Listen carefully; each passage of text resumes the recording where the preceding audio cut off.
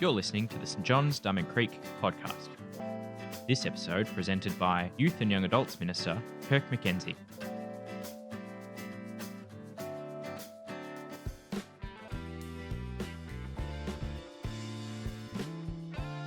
Good morning, my name's Erin and today's reading is from the book of Deuteronomy, chapter 5, verses 1 to 15. Moses summoned all Israel and said, "Hear, Israel, the decrees and laws I declare in your hearing today. Learn them and be sure to follow them. The Lord our God made a covenant with us at Horeb. It was not with our ancestors that the Lord made this covenant, but with us, with all of us who are alive here today. The Lord spoke to you face to face out of the fire on the mountain.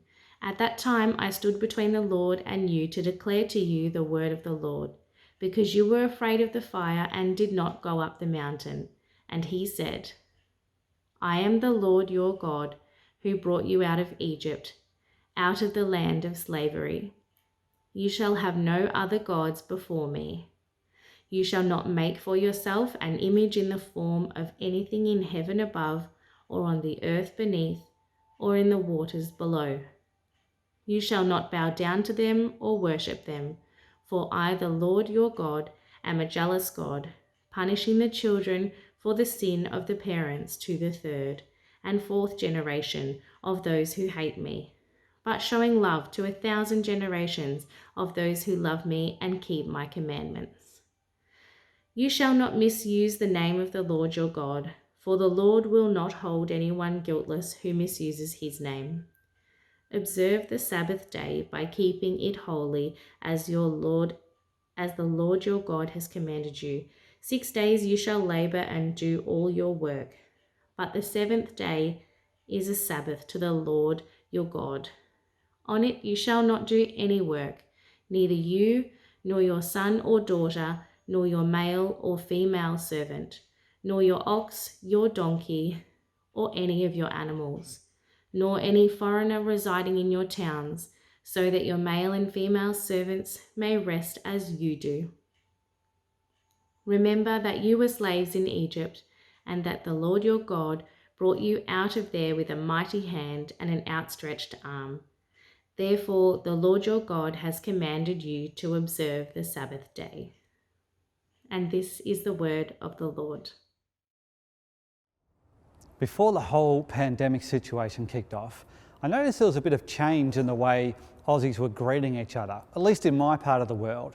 It seemed to happen about the time our kids started going to kinder and then to school. See, traditionally, the way Aussies greeted each other, as far as I could tell, was with the phrase, "How you going?" Or, if you're in a hurry, "How you going?" And the correct response seemed to be, "Yeah, good." Now, it didn't seem to matter particularly to the person asking the question how you were going. And it didn't really necessarily seem to be the truth with the answer, "Yeah, good." It was just a greeting. It was just here's the expected question, here's the expected response, and now we've greeted each other. But I noticed that things were changing.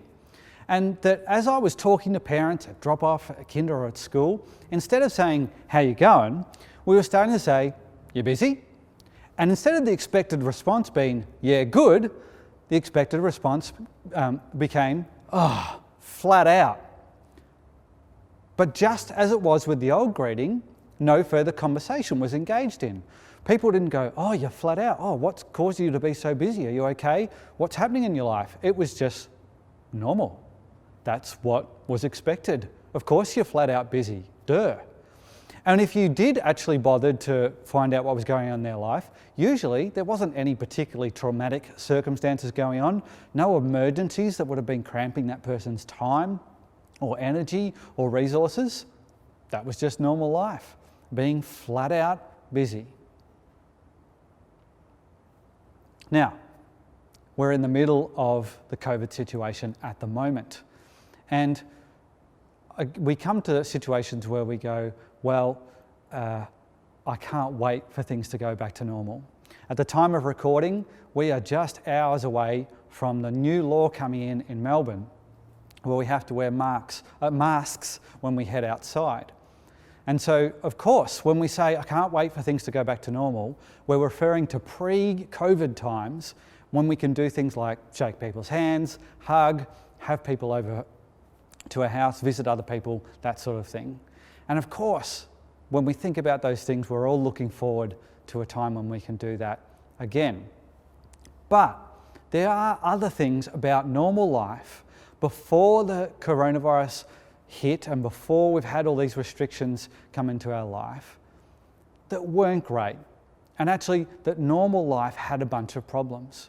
For example, here in Melbourne, often voted the most livable city, in Australia, where so many of our basic human needs were met in incredible ways, we had record levels of depression, anxiety, youth suicide, relationship separations, and family breakdowns. Something wasn't quite right about normal. And so in this current teaching series we're in at the moment, we're talking about going back to a new future. Not back to exactly the way things were, although certainly we want to bring some of those things with us because there's some great stuff we're looking forward to get back into, but heading into a new future that's actually better. As we eventually emerge from the COVID situation, we hope, in particular from a Christian point of view, we can be stronger and deeper in our relationship with Jesus, and we can be stronger and deeper in our relationship with the people around us. And so that's what this series is really about. And today, I wanted to draw a comparison between our situation right now and a situation that the ancient Israelites found themselves in over 3,000 years ago. Now, I'm aware when we do that and we compare people who lived in such different times that can be a bit of a stretch. So as we get into it, please just bear with me on that. I'm not saying our time now is exactly like they were going through then. That's not what I'm saying. But there are universal things about being human. Human experience resonates throughout the centuries. And in particular, our relationship with God, we have a relationship with God that is the same God as what the ancient Israelites had.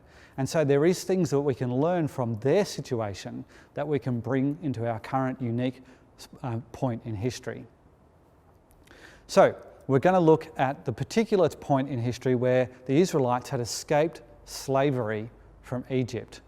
Now, I'm not sure if you've ever been to Egypt, and maybe with the price of international flights, maybe you never will. But I actually have been. I've been to 2 other countries other than Australia, and one of them is Egypt. Now, when you go to Egypt, of course, you have to go to a pyramid. And so we saw a bunch of them, some of them bigger than others, but they're all big. Now, the locals assure me that they weren't built by aliens, they were built by slaves.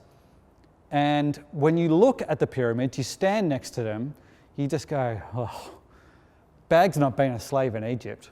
That would have been horrendous. And in fact, if we look at like all of history and you go, who would you least like to be a slave for out of all the ancient civilizations? I reckon the ancient Egyptians would be in your top 3. It would have sucked being a slave in ancient Egypt, but that's where the Israelites found them until God, through a whole bunch of miracles, and you can read about those in the book of Exodus, brought them out of slavery and got them on this journey towards the promised land and towards becoming their own nation, God's people, God's nation. And so our reading today came from a section where they're starting to establish themselves as a nation, but they're sort of wandering in a wilderness part of the world. So they're not settling down yet, they're not sort of setting up cities and that sort of thing. They're just at the beginning of setting up their identity as God's people. And so God's working with them, and his spokesperson is Moses, and their identity is getting underway. And a key part of that identity is what we now know as, or call the 10 Commandments. These 10 famous rules that God gave his people right at the start of their journey, that they were to learn and that they were to live out. And we've had some of those read for us today in our Bible reading. Now, lots of great things to learn from the 10 Commandments and lots that we could delve into. We're not going to look at all of them in detail. We haven't even read all of them in our Bible reading today. I'm going to focus on 2 in particular. The first comes from verse 8 of Deuteronomy chapter 5. By the way, the Ten Commandments are also listed in Exodus chapter 20. But verse 8 says this, "You shall not make for yourself an image in the form of anything in heaven above, or on the earth beneath, or in the waters below." So basically saying, don't make an image, a statue, or a big painting of a animal. You shall not bow down to them or worship them. Okay, so God is not an animal, and we're not to worship animals or worship images or statues of animals. This is a key command. No idolatry, no worshipping false gods or gods that you have created. Then the next command I want to look at today is in verse 12. "Observe the Sabbath day by keeping it holy, as the Lord your God has commanded you. 6 days you shall labour and do all your work. But the seventh day is a Sabbath to the Lord your God. On it you shall not do any work, neither you nor your son or daughter." So Moses speaking this command to the adults, he's saying God doesn't want anyone in your family to do work on the seventh day of the week. Everyone's got to have a full rest day. But he goes on, "Nor your male or female servant." So nobody who works for your family is to be working, during the week, is to work on the seventh day. "Nor your ox, your donkey, or any of your animals." Okay, animals are out too. "Nor any foreigner residing in your towns, so that your male and female servants may rest as you do." So not only is the rest for the Israelite people, but also, and they're thinking ahead here because they didn't have any towns at that point, but they're saying eventually when we settle down, we start becoming a civilization, we have towns, we have cities, and people come in from other countries and they might work for us as well. They get a rest on the seventh day as well. No one is to work. It's a thorough command, making sure that everyone is resting and no one is working. And then there's an explanation given. Now, this idea of Sabbath is prevalent big time in the Bible, massive theme throughout the Bible. And I've actually linked to some great resources in the description of this YouTube video, which you might like to follow up either in your own time or with your life group, to really get into how big this theme is, how it connects with Jesus, and all the reasons you might do Sabbath in your own life. But we're not going to get into all of that right now. There's one reason given here in Deuteronomy, and that's the one we're going to focus on right now. And that's in verse 15. Verse 15 says, "Remember that you were slaves in Egypt, and that the Lord your God brought you out of there with a mighty hand and an outstretched arm. Therefore, the Lord your God has commanded you to observe the Sabbath day." So there's this call back to the time in slavery and going, remember you were slaves and now you're not. You are free. When you were slaves, you did not have any say in when you worked or when you rested. In fact, what we know about the Egyptians was they didn't let their slaves rest. You were worked to the bone, you were treated terribly. So there wasn't a whole lot of rest going on. Now that God has set you free, you get to rest. What's more, you get to rest every single week for a whole day. This is an amazing perk of freedom. This is an amazing opportunity. No longer are you forced to work and you've got no choice about it. You get to choose to stop working and rest instead. Take hold of this freedom with both hands. This command is just so positive. It's so good for the people who have been living in slavery. And as we look at the history of Israel and we see what happens afterwards, and sort of immediately afterwards and then throughout their history, they struggled at times to really embrace that freedom. Sometimes they did well, and other times they didn't. Not long after this, they broke the commandment about building idols. They made for themselves a golden calf out of the gold that they stole from Egypt, no less. Some people at times suggested that they should go back to Egypt, which sounds like madness to us, going back to that sort of slavery. But it shows you that freedom can be hard to get hold of. It's not as simple, we think of freedom as a really positive thing, but really embracing it can be a challenge. And actually this pull back towards Egypt, pull back towards Egyptian ways of empire building and Pharaoh worship and false god worship and crushing those who are weak, is actually this pull that the Israelites feel all the way through their history. This pull towards slavery and oppression and away from freedom. And it's a challenge for them to hold on to the freedom that God had given them. Now, in our day, we don't experience this sort of physical slavery that the Israelites would have experienced in Egypt. But we do have masters who can have a negative influence and put pressure on our life in ways that can mean, in a way, that we are enslaved. Now again, I'm not saying exactly like they were then. I'd much rather be in our situation than theirs. But have a think about it like this. Is our master our boss or our workplace? Let's be honest. Some workplaces have way too much say over what goes on in people's personal lives and at home. Way too much pressure to work extra hours, compromising people's relationships at home, and often leads to terrible situations in families and relationship breakups.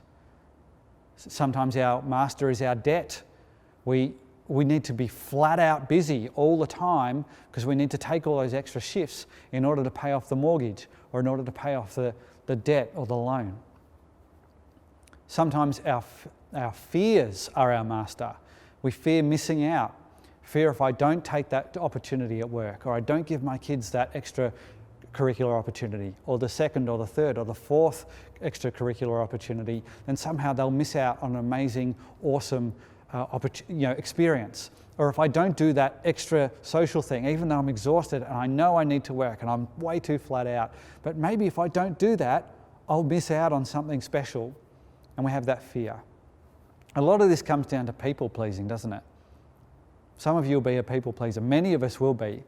We just don't want to let people down. We don't want to say no to people because it might hurt their feelings. It might upset them. And we don't like upsetting people. We don't want people to feel let down. And so we say yes to things when we know deep down we should be saying no. We know we need a rest. But we say yes, and we get busy, and we get flat out, and we get exhausted, and we lose our freedom, and we become enslaved. Of course, addictions can really enslave us as well. There's some really just flat out negative addictions. Obviously, we can get addicted to hardcore drugs, get addicted to pornography. There's nothing good about those, but they can really enslave us when we are addicted. And then there's other things that can be good in smaller doses, but in larger doses can be a problem. So alcohol, technology, social media, video games, these sort of things, they can be good things in our life in smaller doses, but some of you will have addictions to these things and you're enslaved. They're dominating your life and they're restricting your freedom. And in particular, if you're a Christian, if they're restricting your ability to follow Jesus with all your heart, mind, soul, and strength, then it's a massive problem. It needs to be dealt with. It's like being an Israelite, looking back to the whips and the chains of Egypt and going, maybe we should go back there. The Exodus, the escape from Egypt, shook things up for the Israelites. It didn't mean their life was perfect. Embracing freedom was a challenge, but at least they had new freedom. And for us right now, this whole COVID situation has shaken things up big time. The world is very, very different and it's changing all the time. And that has meant a loss of freedom in some areas. The restrictions just in what we can do day by day, obviously, but it's made some of us a lot busier. It's weird, isn't it? Some people have found they've got a whole lot more time, maybe because you're working less or you've lost your job, or you just got to stay home a lot more, you're commuting less. But other people, way busier. Obviously, if you work in healthcare at the moment, there's likely that you are flat out. I just want to say we appreciate all that you're doing, and everyone working in the area where you're really in the coronavirus treatment area, thank you for what you're doing. I promise I'm following all the rules to do my part. I encourage everyone else to do that as well, so we can look after those people who are looking after the sickest among our community. But yeah, there will be some restrictions of freedom, but also for almost everyone, there's going to be some new freedoms as well. We're going to be less busy in some areas because we can't play all that sport, and we don't have to go to all those meetings, and we can't travel as much, and we don't have to commute as much, and we do have more time at home with our housemates and with our family. And there is a bit more time just to sit and reflect, and we're less busy, at least in certain parts of our life.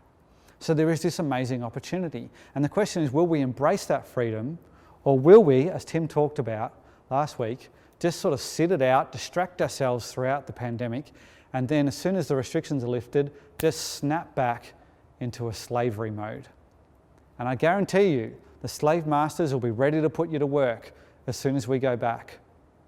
So that's the challenge. That's what we're talking about in this series. That's why we've got these buckets here. These 4 questions that we want you to be asking yourself and to asking the people that you live with and your friends and your life group throughout the COVID period, which, let's face it, could be going on for quite a while. What have we stopped during this period that we don't want to bring back in the near future? What have we changed which we'd like to keep? Yes, that's a good change. We want to stick with that. What have we started which we go, yeah, this is a good new thing. We'd like to keep that and keep doing that into the future. And what have we started out of necessity, as in we just had to do this new thing, that when this is all over, we're going to drop that. We're going to leave that behind. And what I want to encourage you to do is be active with this. Actually sit down with some friends or some family and start writing some things down. Make your own buckets, containers, whatever. They don't have to be this big. And actually write a few things down and start dropping them in there and discuss them. And pull these buckets out every now and then and have a chat and go, how's it going? What do you think? How's this going? How could we implement this into the future?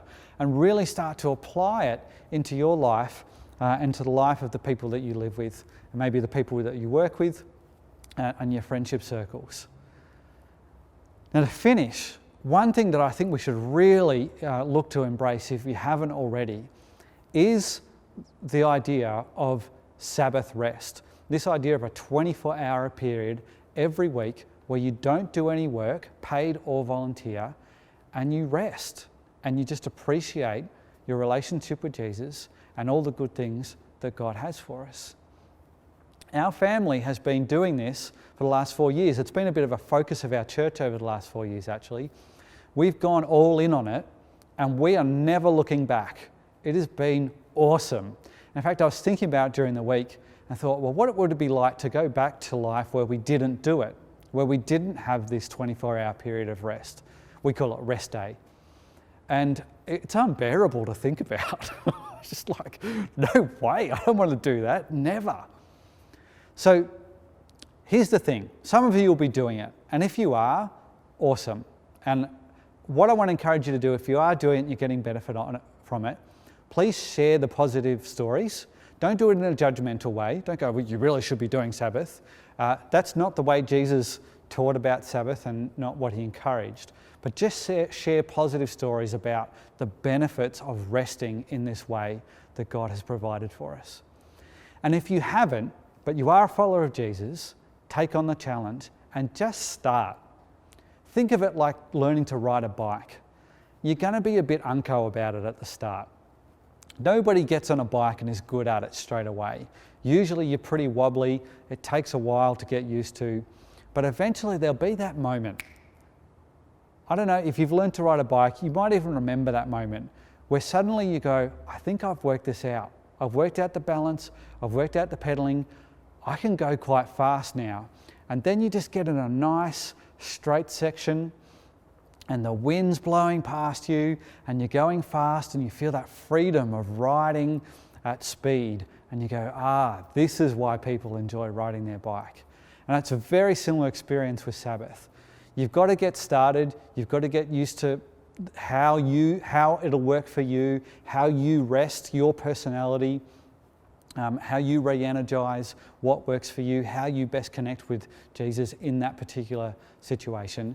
But as you learn that, and as you're patient with yourself and you talk to God about it, you'll start to come to the point where it's really rewarding, and then it'll click and you go, this is what those biblical writers are on about. This is what Sabbath is all about. And you start to experience that freedom that Jesus offers us through this gift of Sabbath rest. I highly recommend it. Just get into it. Have a go. I'll give you 2 examples of ways that you might need to learn just quickly before I finish. We talked about this a lot in our leadership training program last year, and people came back and shared all the learnings they were having throughout the year. One person mentioned that they started off trying to by just like doing a lot of sitting still in solitude and just doing nothing, and that just didn't work for them. Their personality's a bit fidgety, doing things and so on, and so they worked out that they weren't going to do work, but they were just going to do things that re-energize them and relax them. So it's not that you do nothing, it's just that you don't do work, you do things that help you to rest. Another person realized that not everyone in their household was on board with this whole rest day. Some of them weren't Christians. And so he was going, well, okay, I'm going to have to talk with my family about this, because they expected him to do chores on during the time that he was planning to rest. So he negotiated with them that he would do his chores before and after the rest period, and talked and worked it through with them so that they came to an agreement. So you're going to have to work that stuff out and come to a situation where it works for you, and that's going to take some learning. 2 things to say before I finish here, closing comments. What if you're rolling your eyes at this point?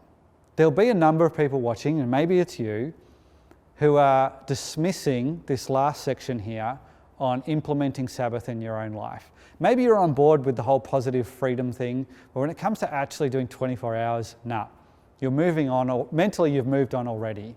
Now, can I just say, I can relate. I reckon I did this for years. I heard about Sabbath for years, and I'm not exactly sure why, but I just outright dismissed it. For some reason, I was like, doesn't apply to me. And as I said, I can't really explain exactly why, but I needed to ask myself, well, why? Why am I just dismissing it? And I'd like you to ask that same question. Why are you dismissing it offhand?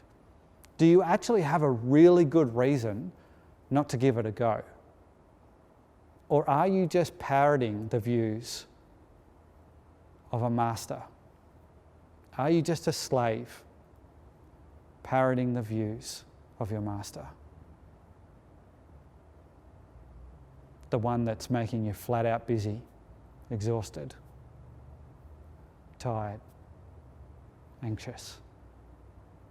It's worth thinking about. And lastly, to parents. I think sometimes parents think that kids will just find Sabbath boring and resting boring, and that it'll be really hard with kids. There's no evidence for that as far as I can tell. Our kids absolutely love it. We do it on Saturday. On Monday, they're already asking how many days till rest day. So they're counting down the days. Every week they're doing that. And also, when we gathered our teenagers, our youth ministry during the first lockdown, and talked to them about their experiences, I think from memory, all of them said that they were appreciating the extra time and space that they had during that period. And many of them talked about the new habits they were trying to put in place just to appreciate that and soak it up. I'll give you one example. One guy just said during the time he would normally catch the bus to school, he was just sitting quietly and giving his brain a rest. Just some time off from the distracting things that vie for our attention. Just using that time, and that was a really positive way to start today. I do think we underestimate our young people's ability to appreciate the rest that God wants us to take on. So I encourage you with that. I think you might find that, again, once you give it a go and you learn from it, that our young people will really embrace rest in an amazing way. This is a unique time in history. Let's use the opportunity as we face the challenges and we face the difficulty and we have to put up with some of the problems of it. let's also use the opportunity to shake off the chains of slavery that we might be experiencing in various parts of our life and to take hold of the freedom Jesus offers us with both hands. Thanks for joining us. If you'd like to subscribe to this podcast, you can do so in Apple Podcasts, Google Podcasts, Spotify, or wherever you get your podcasts from. Just search for St. John's, Diamond Creek.